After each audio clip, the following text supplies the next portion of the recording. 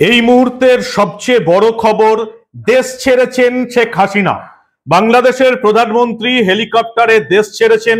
বাংলাদেশের সেনাবাহিনীর তরফ থেকে তাকে ৪৫ মিনিট সময় দেওয়া হয়েছিল।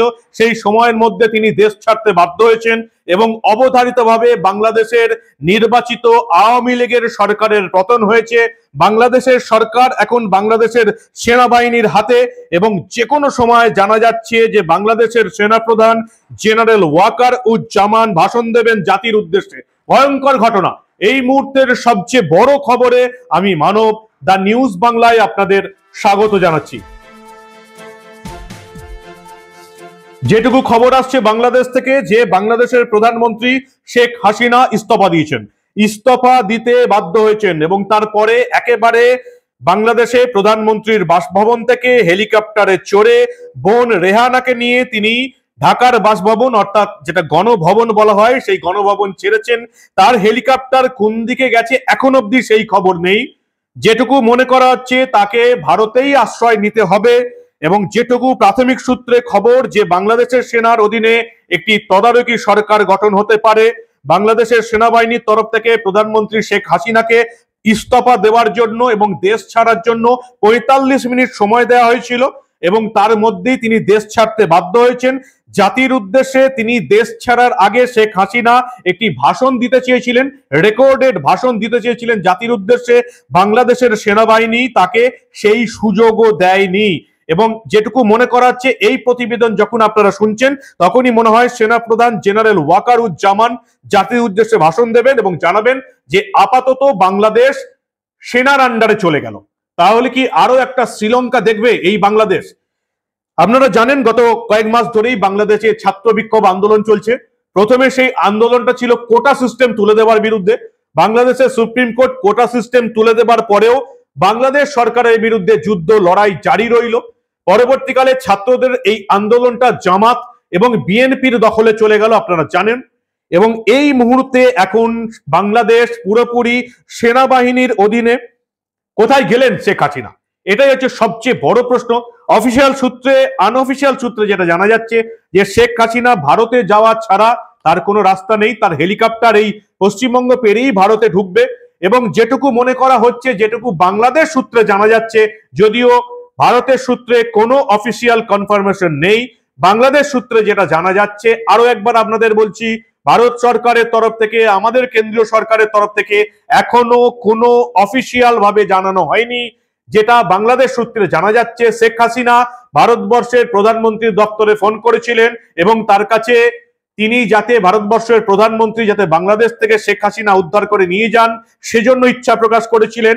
ভারত সরকারের তরফ থেকে পরিষ্কার বলে দেওয়া হয় আপনাকে আমরা এই রাজ্যে এই দেশে আশ্রয় দিতে পারি, কিন্তু ভারত সরকারের তরফ থেকে এখনই সেনার হেলিকপ্টার বা সেনার বিমান পাঠিয়ে বাংলাদেশের ভেতর থেকে বাংলাদেশের আকাশসীমা পার করে আপনাকে উদ্ধার করে আনা সম্ভব নয়। তারপরেই শেখ হাসিনা একেবারে সেনাবাহিনী তাকে ৪৫ মিনিট সময় দিয়েছিল, সেই সময়ের মধ্যে তিনি হেলিকপ্টারে চেপে বোন রেহানাকে নিয়ে ভারতের উদ্দেশ্যেই রওনা দিয়েছেন বলে এখনো মনে করা হচ্ছে।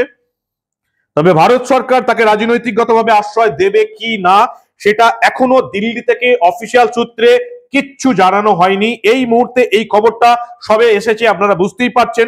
সেনাবাহিনী ৪৫ মিনিট সময় দিয়েছিল, তার মধ্যে তিনি বাংলাদেশ ছেড়েছেন। যেটুকু জানা যাচ্ছে একেবারে গণভবন থেকে হেলিকপ্টারে বোন রেহানাকে নিয়ে দেশ ছেড়েছেন। তার হেলিকপ্টার নাকি পশ্চিমবঙ্গের সীমানার দিকে আসছে, যদিও ভারত সরকারের অনুমতি নিতে হবে। আপনারা ভালো করেই জানেন বিদেশের অন্য কোনো দেশের কোনো বিমান বা হেলিকপ্টার সরাসরি ভারত সরকারের অনুমতি ছাড়া আমাদের দেশের আকাশসীমা লঙ্ঘন করতে পারে না।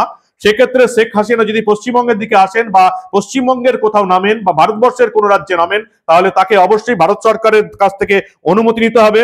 এই মুহূর্তে যেটুকু জানা যাচ্ছে যে একেবারে গোটা বাংলাদেশ কট্টরপন্থী জামাতের হাতে চলে গেছে। তারা বাংলাদেশের প্রধানমন্ত্রীর বাসভবন দখল করে নিয়েছে। সেনা বিদ্রোহ বলা যেতে পারে, সেনাবাহিনী দেশের দখল নিচ্ছে এবং এই সেনাবাহিনী পরিষ্কারভাবে বাংলাদেশের ছাত্রদের সঙ্গে আছে। যেটুকু জানা যাচ্ছে যে আজ থেকেই বাংলাদেশ জুড়ে শুরু হয়েছে সর্বাত্মক অসহযোগ কর্মসূচি এবং এই যে ডাক, ছাত্র আন্দোলনের ডাক, এই ডাক দিয়েছে দেশের 7টি বামপন্থী ছাত্র সংগঠন নিয়ে তৈরি গণতান্ত্রিক ছাত্র জোট। রবিবারই পরিষ্কার জানিয়ে দেওয়া হয় যে রবিবার থেকেই বাংলাদেশ জুড়ে সর্বাত্মক অসহযোগ কর্মসূচি শুরু হবে। এবং এই মুহূর্তে বামেদের যে ছাত্র সংগঠন 7টা গণতান্ত্রিক ছাত্র জোট যে নাম, তারা এখন দেশের দখল নিচ্ছে সেনাবাহিনীর সহযোগিতায় এবং পুরোপুরি এই আন্দোলনটা নিয়ন্ত্রণ করছে জামাত। এবং গণতান্ত্রিক সরকার গড়তে হবে দেশের আপামর শ্রেণীর পেশার মানুষকে, এমনটাই নাকি ডাক দেওয়া হয়েছে এই ছাত্র আন্দোলনের তরফ থেকে। যদিও এখনই এই মুহূর্তে হিন্দুদের উপর অত্যাচার শুরু হয়ে গেছে। টার্গেট হিন্দু, তিনি পুলিশই থাকুন বা অন্য কোনো প্রফেশনেই থাকুন, একেবারে তাদেরকে টার্গেট করা হয়েছে বলে হিন্দুদের তরফ থেকে অভিযোগ করা হয়েছে।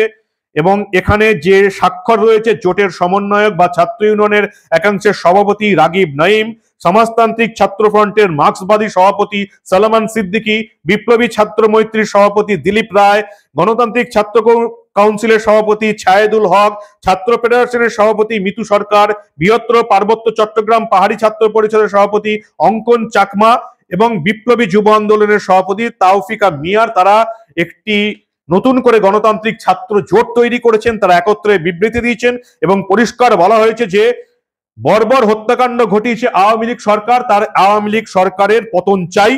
যে বাহিনী হত্যা করেছে ছাত্র জনতাকে, সেই সরকারকে আমরা চাই না। এবং পরবর্তীকালে আজ থেকেই দেখলাম আমরা বাংলাদেশের সেনাবাহিনী ছাত্র আন্দোলনের সঙ্গে জুড়ে গেল। এবং এখন এই দেশে কি হয়, বাংলাদেশের অবস্থাও কি শ্রীলঙ্কার মতন হবে, এমনটাই একটা বড় প্রশ্ন এসে গেছে। এবং এই যে শেখ হাসিনা সরকারের পতন হলো, যার পেছনে পাক মদত রয়েছে, যার পেছনে চীনের মদত রয়েছে, এবং গোটা বাংলাদেশটা এখন জামাতের হাতে চলে গেল, সিঁদুরে মেঘ দেখছে ভারতবর্ষ, হিন্দুদের কি হবে? সবচেয়ে বড় প্রশ্ন। এমনিতেই আপনারা জানেন এখন 27% থেকে 3% এসে ঠিকেছে বাংলাদেশে হিন্দুরা। এই হিন্দুদের এখন হাল যে খুব বেহাল এবং তারাও যে বিপদে পড়তে চলেছে তা এই কদিনে প্রমাণ।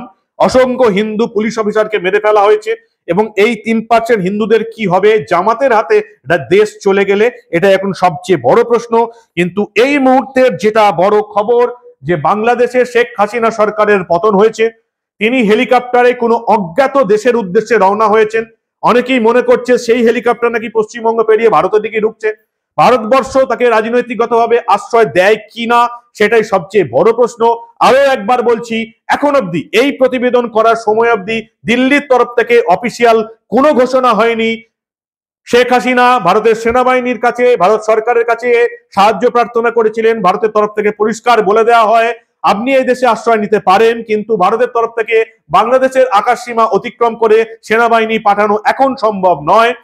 শেখ হাসিনার বিমান বা শেখ হাসিনার হেলিকপ্টার ঠিক এই মুহূর্তে কোথায় যাচ্ছে আপনারা পরবর্তীকালে জানতে পারবেন। দেখতে থাকুন দা নিউজ বাংলা। আমরা বাংলাদেশের এই সাম্প্রতিক পরিস্থিতি চেপে রাখতে দেব না।